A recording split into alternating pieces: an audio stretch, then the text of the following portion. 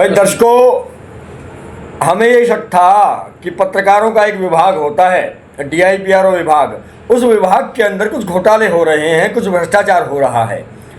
उस भ्रष्टाचार को उजागर करने के आशय से हमने DIPRO फैजाबाद विभाग में कुछ RTI लगाई, पर उन लोगों को शायद ये गवारा ना हो पाया कि एक आम आदमी भला कैसे हमसे सरकारी फंड का हिसाब किताब पूछ सकता है।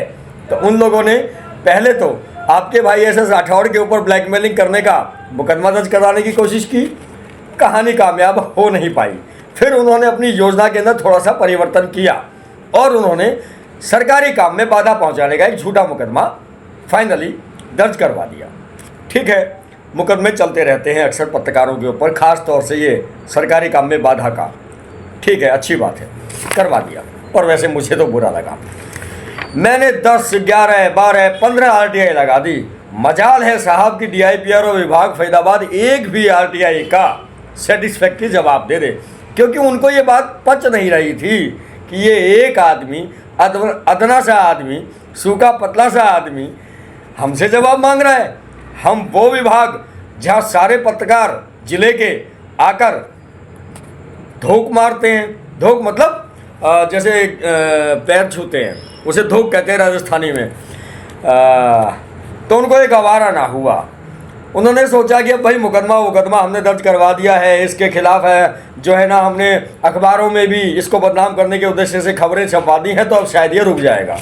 पर मैं तो बीमारी बेकार वाली हूँ, मतलब कैंसर का वैसे अब इलाज मिल गया है, पर जब भयंकर कैंसर होता है तो उसका इलाज आज भी दुनिया में है नहीं। तो हम तो वही हैं भ्रष्टाचारियों के लिए। यानी कि मेरा कुछ नहीं बिगाड़ पाओगे, यानी कि आप मेरा बाल भी बांका नहीं कर पाओगे।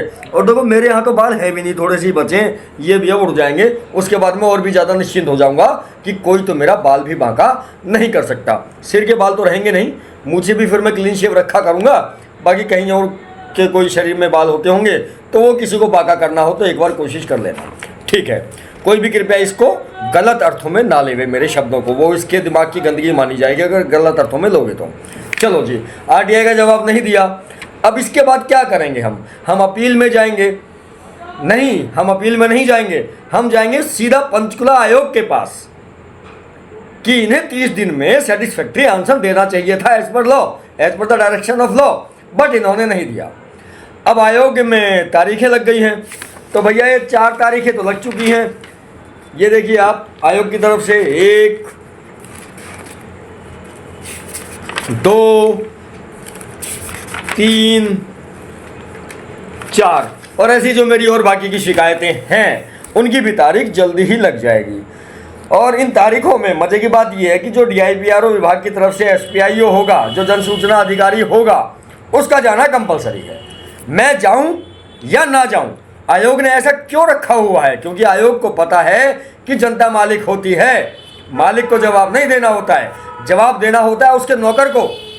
और DIPRO विभाग का SPIO कानूनन जनता का नौकर है और मैं जनता हूँ।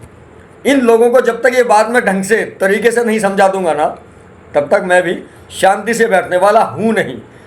जब मैं पब्लिक और समाज के लिए पंगे लेता हुआ घूमता हूँ तो भैया अपने लिए तो मैं क्या ही करूँगा।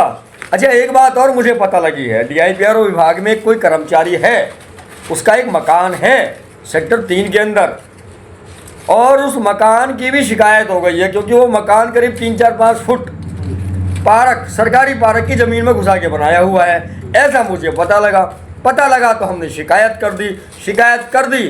तो भैया विभाग तो काम करेगा, नहीं करेगा तो हम उस अधिकारी के पीछे लग जाएंगे।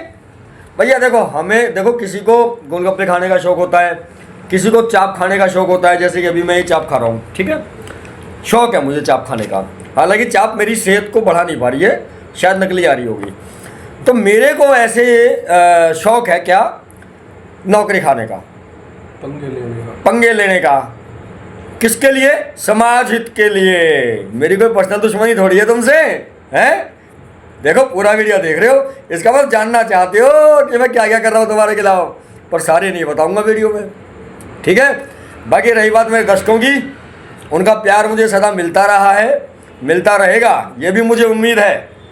और ऐसे ही मैं अपने दर्शकों के सहारे, अपने भाइयों के सहारे जन सेवा में आगे बढ़ता रहूँगा।